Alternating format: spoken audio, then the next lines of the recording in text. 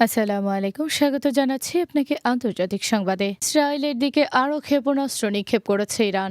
বিস্তারিত। মধ্যপ্রাচ্যে আলোচনা আরও বাড়িয়ে দিয়েছে নতুন একটি ঘটনা। সম্প্রতি ইরান থেকে ইসরায়েলের দিকে আরও ক্ষেপণাস্ত্র নিক্ষেপ করা হয়েছে বলে বিভিন্ন আন্তর্জাতিক সূত্রে জানা গেছে। এই ঘটনার পর পুরো অঞ্চল জুড়ে নিরাপত্তা পরিস্থিতি নিয়ে নতুন করে উদ্বেগ দেখা দিয়েছে।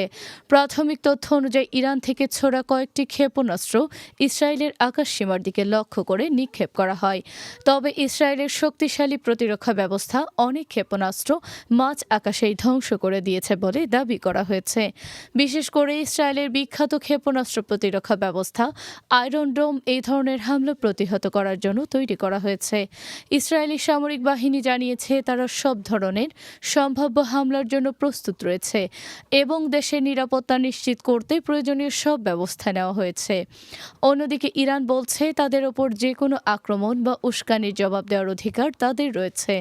বিশ্লেষকদের মতে ইরান ও ইসরায়েলের মধ্যে উত্তেজনা নতুন কিছু নয়। বহু বছর ধরেই দুই দেশের মধ্যে সরাসরি ও পরোক্ষ সংঘাত চলেছে।